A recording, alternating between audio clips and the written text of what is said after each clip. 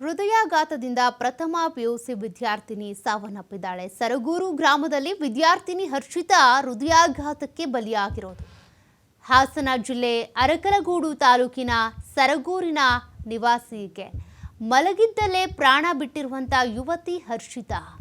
ರಾಮನಾಥಪುರ ಕಾಲೇಜಿನಲ್ಲಿ ಪ್ರಥಮ ಪಿಯು ಓದುತ್ತಿದ್ದಂಥ ಹರ್ಷಿತಾ ಹೃದಯಾಘಾತದಿಂದ ನಿಧನ ಆಗಿರೋದು.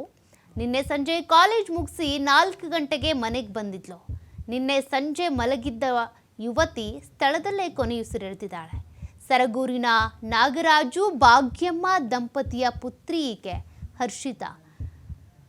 ಪ್ರಥಮ ಪಿಯುಸಿ ಓದ್ತಾ ಇದ್ದಂಥ ಯುವತಿ ಹೃದಯಾಘಾತದಿಂದ ನಿಧನ ಆಗಿರೋದು. ನಿನ್ನೆ ಸಂಜೆ 4 ಗಂಟೆ ಅಷ್ಟೊತ್ತಿಗೆ ಕಾಲೇಜನ್ನು ಮುಗಿಸಿ ಮನೆಗೆ ಬಂದು ಮಲಗಿದಂಥ ಯುವತಿ ಮತ್ತೆ ಮೇಲೆದ್ದೇ ಇಲ್ಲ.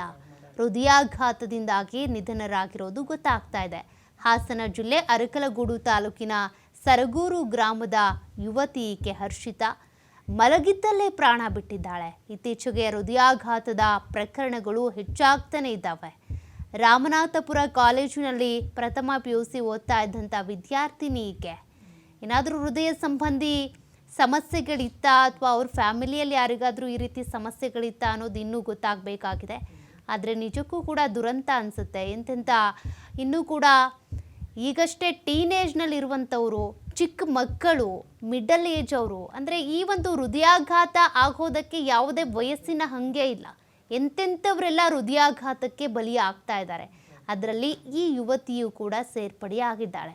ಹಾಸನದಲ್ಲಿ ಯಥೇಚ್ಛವಾಗಿ ಈ ರೀತಿಯಾಗಿ ಹೃದಯಾಘಾತಕ್ಕೆ ಬಲಿಯಾಗುವವರ ಸಂಖ್ಯೆ ಹೆಚ್ಚಾಗಿತ್ತು. ತದನಂತರ ಚಿಕ್ಕಮಗಳೂರು, ಹಾವೇರಿ, ಹುಬ್ಬಳ್ಳಿ, ಬೆಳಗಾವಿ ಸೇರಿದಂತೆ ಅನೇಕ ಕಡೆಯೂ ಕೂಡ ಈ ರೀತಿ ಹೃದಯಾಘಾತದಿಂದ ಸಾವನ್ನಪ್ಪುವವರ ಸಂಖ್ಯೆ ಹೆಚ್ಚಾಗಿತ್ತು. ಈಗ ಮತ್ತೊಂದು ಪ್ರಕರಣ, ಹೃದಯಾಘಾತಕ್ಕೆ ಹರ್ಷಿತಾ ಅನ್ನುವಂಥ ಯುವತಿ ಬಲಿಯಾಗಿರೋದು. ಸರಗೂರು ಗ್ರಾಮದ ಯುವತಿ ಈ ರೀತಿಯಾಗಿ ಹೃದಯಾಘಾತದಿಂದ ಸಾವನ್ನಪ್ಪಿರೋದು. ಹಾಸನ ಜಿಲ್ಲೆಯಲ್ಲಿ ಹೃದಯಾಘಾತದ ಪ್ರಕರಣಗಳು ಹೆಚ್ಚಾಗ್ತಾನೆ ಇವೆ. ಹೃದಯಾಘಾತದಿಂದ ಬಲಿಯಾದವರು, ಹೃದಯಾಘಾತ ಆಯಿತು ಅಂತ ಅಂದರೆ ಚಿಕಿತ್ಸೆನೂ ಇಲ್ಲ, ಚಿಕಿತ್ಸೆ ಫಲಕಾರಿನೂ ಇಲ್ಲ, ಡೆತ್ತೆ.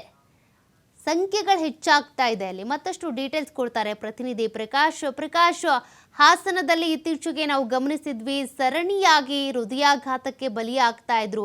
ಈಗ ಮತ್ತೋರ್ವ ವಿದ್ಯಾರ್ಥಿನಿ ಹರ್ಷಿತಾ ಬಲಿಯಾಗಿರೋದು. ಅವ್ರಿಗೇನಾದರೂ ಹೃದಯ ಸಂಬಂಧಿ ಸಮಸ್ಯೆಗಳಿತ್ತಾ? ಇದ್ರ ಬಗ್ಗೆ ಪೋಷಕರು ಏನ್ ಹೇಳ್ತಾರೆ?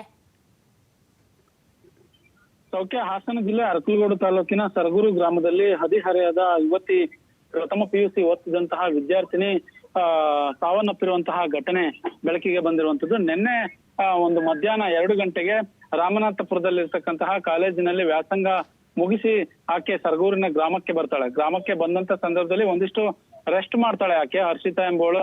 4 ಗಂಟೆಗೆ ಮನೆಗೆ ಬಂದು ಸಂಜೆ 6 ಗಂಟೆ ಆದ್ರೂ ಕೂಡ ರೆಸ್ಟ್ ಮಾಡ್ತಾಳೆ. 6 ಗಂಟೆಯಲ್ಲಿ ಯಾವಾಗ ಮನೆಯವರು ಒಂದಿಷ್ಟು ಆಕೆಯನ್ನ ಎಬ್ಬರಿಸ್ಲಿಕ್ಕೆ ಕೂಡ ಮುಂದಾಗ್ತಾರೆ. ಆಗ ಆಕೆ ಮಲಗಿದ್ದಲ್ಲೇ ಕೂಡ ಸಾವನ್ನಪ್ಪಿದ್ದಾರೆ ಅಥವಾ ಅರೆ ಪ್ರಜ್ಞಾವಸ್ಥೆಯಲ್ಲಿದ್ರ ಅನ್ನುವ ಪ್ರಶ್ನೆಗಳು ಸಾಕಷ್ಟು ಮೂಡುತ್ತೆ. ಆದ್ರೆ ಅಲ್ಲಿಂದ ತಕ್ಷಣ ಏಕಾಏಕಿ ಸ್ಥಳೀಯ ಆಸ್ಪತ್ರೆಗೂ ಕೂಡ ದಾಖಲು ಮಾಡ್ಲಿಕ್ಕೆ ಮುಂದಾದಂತಹ ಸಂದರ್ಭದಲ್ಲಿ ಆಸ್ಪತ್ರೆಗೆ ತೆಗೆದುಕೊಂಡು ಹೋದಂತಹ ಸಂದರ್ಭದಲ್ಲಿ ಆಕೆ ಹೃದಯಾಘಾತ ಆಗಿ ಸಾವನ್ನಪ್ಪಿದ್ದಾರೆ ಅನ್ನುವ ಮಾಹಿತಿ ಸದ್ಯಕ್ಕೆ ಆ ಕಡೆ ಅಂದ್ರೆ ಆಸ್ಪತ್ರೆಯ ಮೂಲಗಳಿಂದ ಜೊತೆಗೆ ಕುಟುಂಬಸ್ಥರ ಮೂಲಗಳಿಂದಲೂ ಕೂಡ ಈಗಾಗಲೇ ಬಂದಿರುವಂತದ್ದು.